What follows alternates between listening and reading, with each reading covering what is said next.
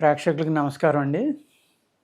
ఎముకలు గట్టిగా ఉండాలి, ఎముకలు బాగుండాలంటే ఏం చేయాలి, ఈ వీడియోలో చెప్పుకుందాం అండి. అందరికీ చాలామందికి ఎముకలు ప్రాబ్లమ్స్ ఉంటున్నాయండి. గమ్ము అరిగిపోవడం అంటే 20 ఏళ్ళలోనే ఉంటున్నాయి, 60 ఏళ్ళలో 70 ఏళ్ళలో కూడా ఉంటున్నాయి. 20 ఏళ్ళలో రావడానికి కారణం ఏంటంటే సరైన ఆహారం తీసుకోపోవడం, జంక్ ఫుడ్స్. ఎముకలు గట్టిపడాలి, బలంగా ఉండాలి అంటే నల్లేరు మీకు చాలామందికి తెలిసే ఉంటుంది. నల్లేరు కాళ్ళని పలకలు పలకలుగా ఉంటాయండి. పూర్వం పల్లెటూరులో చిక్కుడు పాదులు కానీ ఏదైనా పాదులు పందిరికి ఎక్కించినప్పుడు ఎలకలు ఆ పాదులను కొట్టేస్తూ ఉంటే ఈ నల్లేరు కాడ వేసేవారు దానిపైన. అది చాలా దురదగా ఉంటుందన్నమాట. ఆ ఎలక దాన్ని కొరికేటోడికి నోరంతా దురద వచ్చేసి మళ్ళీ పందిరి మీదకి వచ్చేది కాదు. మన పూర్వీకులు ఎంత తెలివైన వాళ్ళో చూసుకోండి. ఎటువంటి ప్రాణహాని లేకుండా ఆ ఎలక కానీ ఆ ప్రాణికి కూడా ప్రాణహాని లేకుండా, ఓన్లీ మనకు నష్టం లేకుండా దాన్ని బయటికి పంపించడం అనమాట. ఇవాళ మోడర్న్ పెస్టిసైడ్స్లో కూడా ఏ క్రిమిని చంపాలో ఆ క్రిమిని తప్ప మిగిలిన క్రిములు ఏమి చనిపోకుండా మందులు తయారు చేస్తున్నారు, పురుగు మందులు. అప్పట్లో మన వాళ్ళు వెరీ సింపుల్, ప్రకృతిని వాడుకుని వాడేవారు.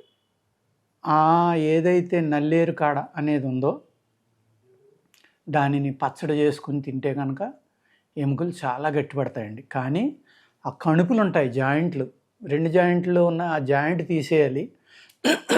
అది పలకలుగా 4 స్క్వేర్ కానీ 3 కానీ అలా ఉంటుందన్నమాట. ఆ పైన ఉన్న సన్నగా గోడుగా వచ్చిందని చెక్కేయాలండి. చెక్కేసి దాన్ని చిన్న చిన్న ముక్కలు చేసుకుని ఎండబెట్టుకుని ఆ ఎండిన దాన్ని చూర్ణం చేసుకుని ఒక 200 mg సరిపోతుంది, ఎక్కువ అక్కర్లేదండి. చాలా అంటే చాలా వేడి చేస్తుంది. అది వేడి చేసే వాళ్ళు ఇబ్బంది పడతారు.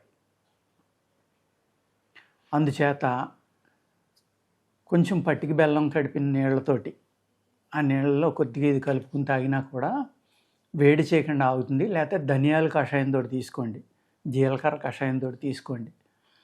చలవ చేసి పదార్థాలతో కనుక తీసుకుంటే అతి వేడి నుంచి బయటకు వచ్చి ఎముకలు ఎంత గట్టిపడతాయంటే మీకు ఆస్టియోపోరోసిస్ అంటాం, ఎముకలు మెత్తబడిపోయే వ్యాధి.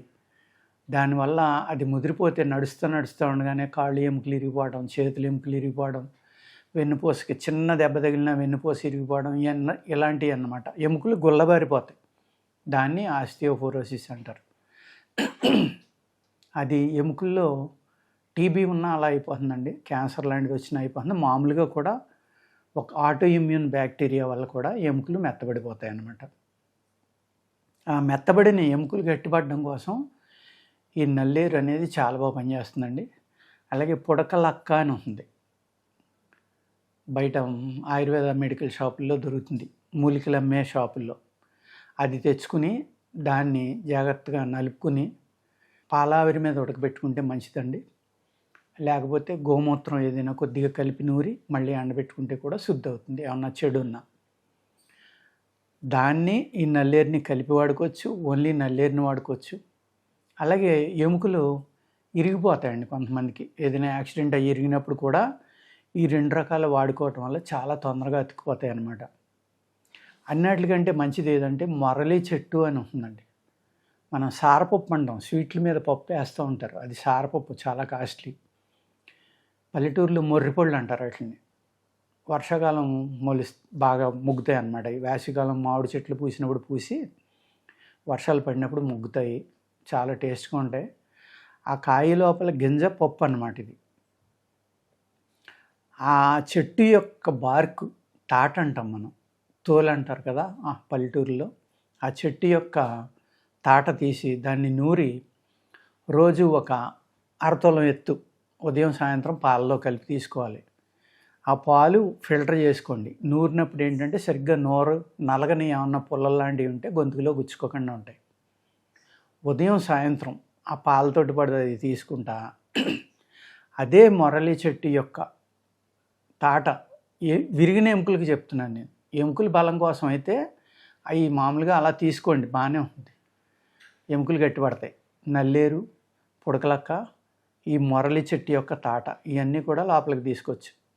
అదేవిధంగా గోధుమల్ని బాగా ఎర్రగా అయ్యేలాగా brown colour, dark brown colour వచ్చేలాగా వేపించండి.